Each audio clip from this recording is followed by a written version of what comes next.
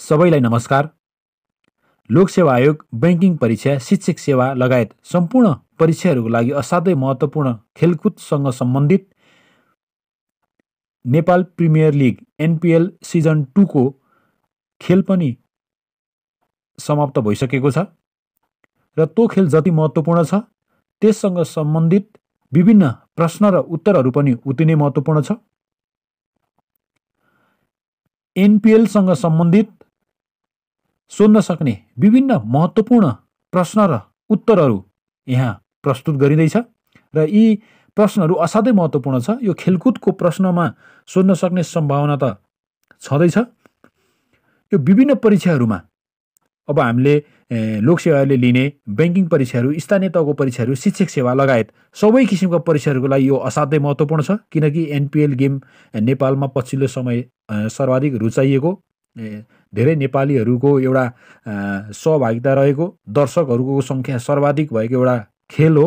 अन्तर्राष्ट्रिय लेभलमा पनि असाध्यै चर्चामा पाइएको यो क्रिकेट गेम जति महत्त्वपूर्ण हो लोकसेवाको परीक्षाको लागि पनि उति नै महत्त्वपूर्ण छ। र अब हामी एनपिएल सिजन 2 सँग सम्बन्धित वस्तुगत प्रश्न र उत्तरतर्फ लाग्छौँ।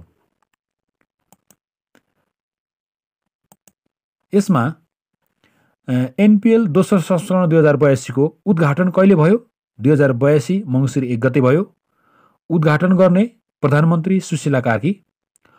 उद्घाटन खेल काठमाडौँ गोर्खाज भर्सेस जनकपुर बोल्ट्स, विजयी काठमाडौँ भयो। यो कहिले सञ्चालन भयो? 2082 मङ्सिर 1 देखि 27 गतेसम्म। आयोजक क्यान, यो खेलकुदको आयोजक क्यान हो। खेल भएको स्थान त्रिभुवन विश्वविद्यालय क्रिकेट मैदान कीर्तिपुर काठमाडौँ। जम्मा सहभागी टिम 8 वटा र जम्मा खेल सङ्ख्या 32 वटा। त्यस्तै गरी एनपिएलको रोबोटिक डग, त्यसको नाम चङ्खे हो। यस्तो कुराहरू एकदम हामीले ख्याल गर्नुपर्छ। एनपिएलको मस्कट जित नामक हिउँ चितुवा। विजेता लुम्बिनी लायन्स रु 1 करोड 10 लाख पुरस्कार पायो। त्यस्तै गरी उपविजेता सुदूरपश्चिम रोयल्स रु 51 लाख। तेस्रो विराटनगर किङ्स रु 25 लाख। चौथो काठमाडौँ गोर्खाज रु 15 लाख। यो पुरस्कारहरू पनि हामीले विचार गर्नुपर्छ। त्यस्तै गरी कुन खेलाडीले के गरे, यो नि धेरै महत्त्वपूर्ण हुन्छ। पहिलो चौका हान्ने खेलाडी लाहिरू मिलान्था। पहिलो छक्का हान्ने आसिफ शेख। पहिलो विकेट लिने खेलाडी मिलिन्द कुमार। पहिलो अर्धशतक बनाउने खेलाडी आसिफ शेख। पहिलो शतक हान्ने खेलाडी मार्क वाट कर्णाली एक्सबाट। एनपिएल इतिहासमा 500 रन पुरा गर्ने पहिलो खेलाडी रोहित पौडेल। एनपिएल इतिहासकै ह्याट्रिक विकेट लिने पहिलो बलर साहब आलम। त्यस्तै गरी सर्वाधिक रन बनाउने खेलाडीहरू एडम रोसिङटन इङ्ल्यान्डका खेलाडी हुन्, 323 रन पोखरा एभेन्जर्सबाट। रोहित पौडेल 276 लुम्बिनी लायन्सबाट। विनोद भण्डारी 264 सुदूरपश्चिम रोयल्सबाट। सर्वाधिक विकेट लिने खेलाडीहरू सन्दीप लामिछाने 17 विकेट विराटनगर किङ्सबाट। शेर मल्ल 17 विकेट लुम्बिनी लायन्सबाट। अविनाश बोहरा 17 विकेट सुदूरपश्चिम रोयल्सबाट। यो सर्वाधिक रन बनाउने र सर्वाधिक विकेट लिने खेलाडीहरू पनि धेरै महत्त्वपूर्ण प्रश्न हो। त्यस्तै गरी कुन खेलाडीले के पाए, यो पनि महत्त्वपूर्ण छ। Player of the tournament award कसले पाए? रुबेन ट्रम्पलम्यान भन्नेले। रुबेन ट्रम्पलम्यान उनले रु 5 लाख पनि पाए। त्यस्तै गरी highest wicket taker of the tournament award भन्ने छ, यो सन्दीप लामिछाने हुन्।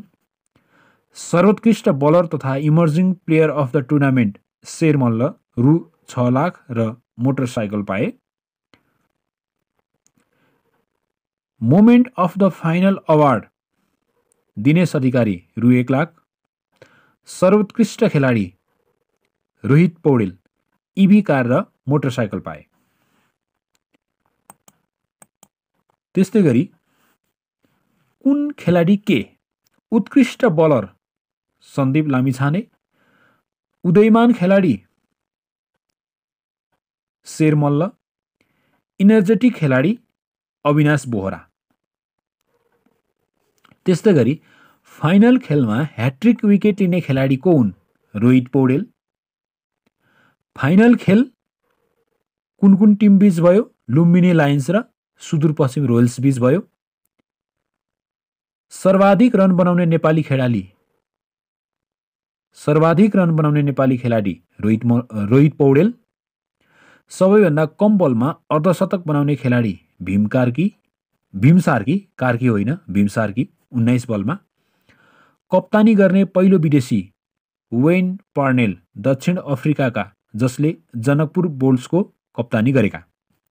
अन्तिम 4 प्लेअफमा पुग्ने team Sudurpaschim Royals, Lumbini Lions, Biratnagar Kings र काठमाडौँ गोर्खाज हो। यस्तो प्रश्न महत्त्वपूर्ण हुन्छ, यो खेल गर्नुपर्छ अन्तिम 4 मा पुग्ने। त्यस्तै गरी प्लेअफबाट बाहिरिएको पहिलो टिम कर्णाली एक्स।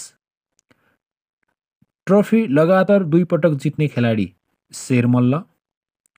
शतक हान्ने 2 खेलाडीहरू मार्क वाट कर्णाली एक्स र एडम रोसिङटन पोखरा एभेन्जर्सबाट। त्यस्तै गरी प्लेअफमा पुग्ने पहिलो टिम सुदूरपश्चिम रोयल्स। फाइनल पुग्ने पहिलो टिम सुदूरपश्चिम रोयल्स। 200 रन कटाउने पहिलो टिम विराटनगर किङ्स।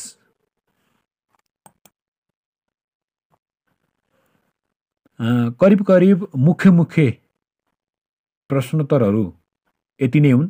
हुन त उक्त खेलबाट विभिन्न प्रश्नहरू पनि निर्माण गर्न सकिन्छ। यहाँ प्रस्तुत गरेका प्रश्नोत्तरहरू असाध्यै महत्त्वपूर्ण, जुन आगामी परीक्षाहरूको लागि सोध्न सक्छ। यसबाहेक हामीले यो एनपिएल सिजन 2 बाट अरू पनि विभिन्न एङ्गलबाट क्वेसनहरू बनाउन सकिन्छ। त्यो पनि हामीले खोज गर्न सक्छौँ, हेर्न सक्छौँ, पढ्न सक्छौँ। आजको लागि यो क्रिकेट एनपिएल सिजन 2 सँग सम्बन्धित प्रश्न र उत्तरहरू यति नै। विभिन्न परीक्षाहरू पनि नजिकै आउँदैछन्, असाध्यै ध्यान दिएर पढ्नुहोला। तपाईँहरूलाई सफलताको शुभकामना। आजको लागि यति नै। धन्यवाद, नमस्कार।